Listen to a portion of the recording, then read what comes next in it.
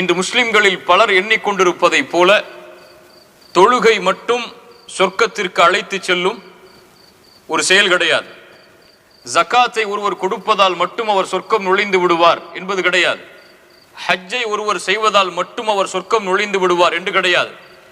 எதையெல்லாம் நாம் மிகப்பெரிய அமல்களாக இந்த பூமியில் எண்ணிக்கொண்டிருக்கிறோமோ இந்த அமல்களால் மட்டும்தான் ஒரு முஸ்லிம் சொர்க்கம் நுழைய முடியும் என்பது கிடையாது.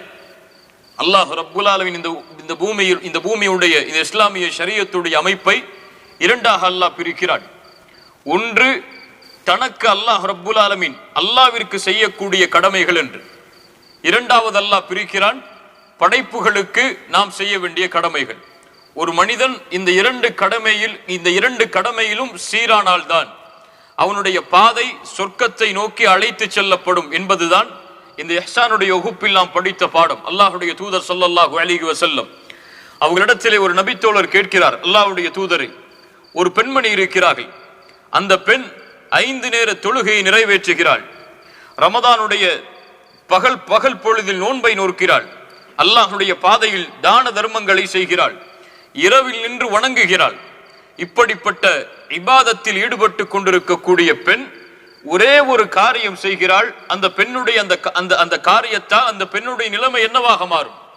தொழுகையை நிறைவேற்றக்கூடிய, இரவுடைய வணக்கத்தை நிறைவேற்றக்கூடிய, நோன்பு நோக்கக்கூடிய அந்த பெண் செய்யக்கூடிய ஒரே ஒரு காரியம் தன்னுடைய அண்டை வீட்டாருக்கு நோவினை செய்கிறார். ரசூலுல்லாஹி ஸல்லல்லாஹு அலைஹி வஸல்லம் சொன்னார்கள், அந்த பெண் இரவு நேர தொழுகையை தொழுதாலும் நோன்பை வைத்தாலும் என்ன காரியத்தை செய்து கொண்டிருந்தாலும் அண்டை வீட்டாருக்கு நோவினை செய்யும் காரணத்தால் சொன்னார்கள், லா கைர ஃபீஹா, அந்த பெண்ணிடத்தில் எந்த நன்மையும் கிடையாது, அந்த பெண் நரகத்தை சார்ந்தவள் என்று. சுப்ஹானல்லாஹ். அந்த தொழுகை என்ன பலன் கொடுத்தது? அந்த நோன்பு என்ன பலன் கொடுத்தது? அந்த பெண் செய்த தான தர்மங்கள் என்ன பலனை கொடுத்தது? அல்லாஹ்வுடைய தூதரிடத்தில் மறுபடியும் அந்த நபித்தோழர் கேட்கிறார், அல்லாஹ்வுடைய தூதரே, இன்னொரு பெண் இருக்கிறாள், கடமையான தொழுகையைத்தான் தொழுகிறாள், ரமதான் மாதத்திலே கடமையான நோன்புகளைத்தான் நோக்கிறாள், இந்த பெண்ணால் யாரும் இந்த பூமியில் தொல்லை கொடுக்கப்படுவதில்லை, யாரும் இந்த பெண்ணால் தொல்லையை அனுபவிப்பதில்லை. ரசூலுல்லாஹி ஸல்லல்லாஹு அலைஹி வஸல்லம் சொன்னார்கள், ஹிய மின் அஹ்லில் ஜன்னah, இந்த பெண் சொர்க்கத்தை சார்ந்தவள் என்று. இந்த ஹதீஸ் எதை உணர்த்துகிறது? சொர்க்கம் செல்லுவதற்கு 5 நேர தொழுகையை ஜமாஅத்தோடு தொழ வேண்டும், அல்ஹம்துலில்லாஹ். ஆனால் இது மட்டும் எம்மை சொர்க்கத்திலே அழைத்து செல்லக்கூடிய காரியம் கிடையாது. இஹ்சானுடைய அமல்களில் ஏராளம் இருக்கிறது. அதில் ஒன்றை ஒருவன் வேண்டுமென்றே விட்டுவிட்டாலும் அந்த அமல் அவனை நரகத்திலே அழைத்து செல்லக்கூடிய பாதையாக மாறிவிடும். இஹ்சானை பற்றி பல விளக்கங்களை நாம் பார்த்தோம்.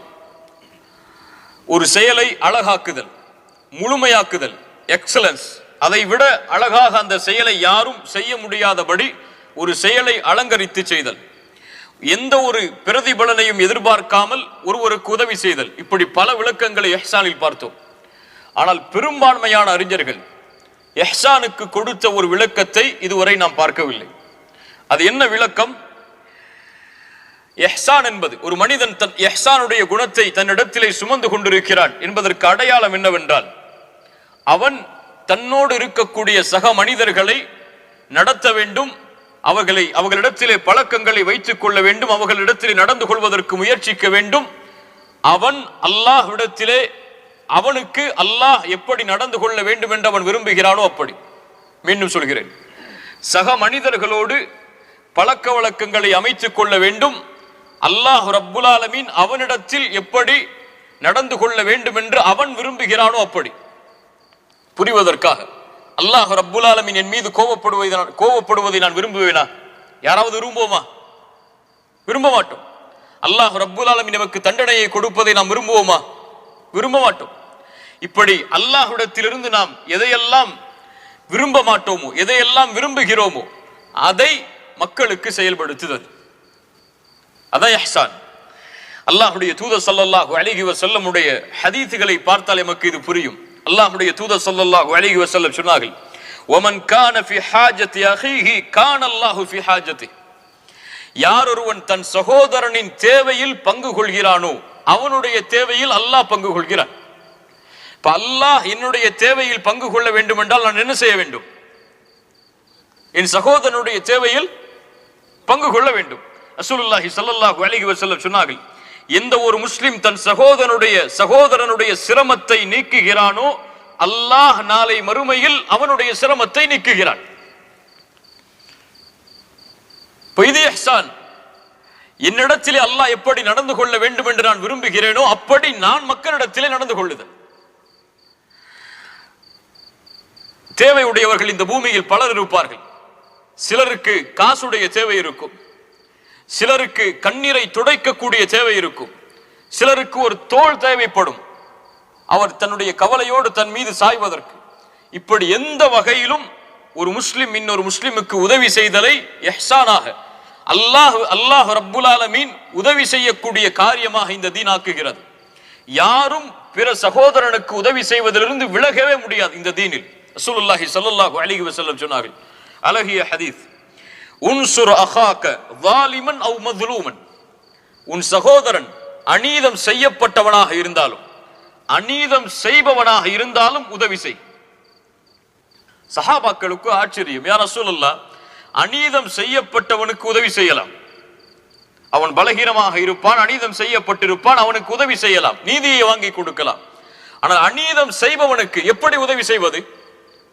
ரசூலுல்லாஹி ஸல்லல்லாஹு அலைஹி வஸல்லம் அவர்கள் சொன்னார்கள், தஅஹுது ஃபௌக யதை. அவன் அநீதம் செய்யாமல் அவனுடைய கரத்தை பிடிப்பது அவனுக்கு நீ செய்யக்கூடிய உதவி என்று சொன்னார்கள்.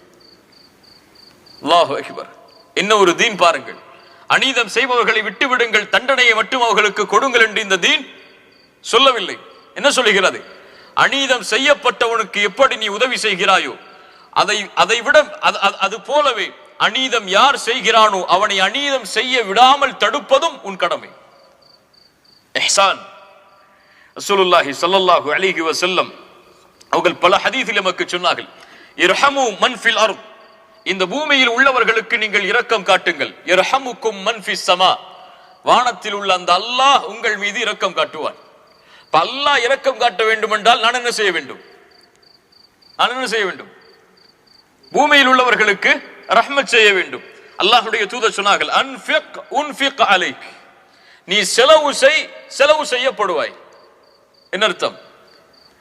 நீ கொடு அல்லாஹ்வுடைய பாதையில், அல்லாஹ் உனக்கு கொடுப்பான். அல்லாஹ் எனக்கு கொடுக்க வேண்டும் என்றால் நான் என்ன செய்ய வேண்டும்? அல்லாஹ் எனக்கு கொடுக்க வேண்டும் என்று நான் விரும்புகிறேனா இல்லையா? நான் கஷ்டத்தில் இருக்கும் பொழுது அல்லாஹ் எனக்கு கொடுக்க வேண்டும் என்று விரும்புகிறேன். எனக்கு ஒரு சிரமம் வரும் பொழுது அல்லாஹ் எனக்கு தர வேண்டும் என்று விரும்புகிறேன்.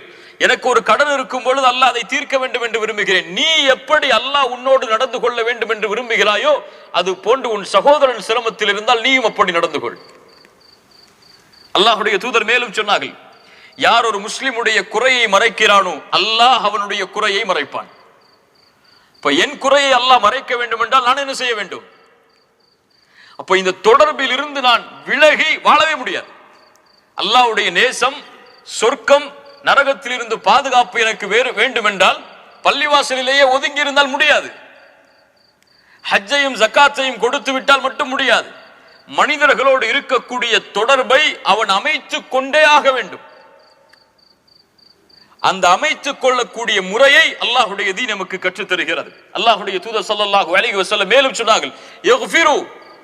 மக்கள் உங்களுக்கு செய்யக்கூடிய பாவங்களை நீங்கள் மன்னியுங்கள், அல்லாஹ் உங்களுடைய பாவத்தை மன்னிப்பான். என்ன சொல்ல வருகிறார்கள்? அல்லாஹ் ரப்புல் ஆலமீன், நான் ஒரு பாவம் செய்தால் என் ரப்பு என்னை மன்னிக்க வேண்டும் என்று கரமேந்தி கேட்கிறேன், தௌபா செய்கிறேன். எப்படி ரப்பு உன் பாவத்தை மன்னிக்க வேண்டும் என்று நீ விரும்புகிறாயோ அது போன்று உனக்கு யாராவது பாவம் செய்தால் மன்னி.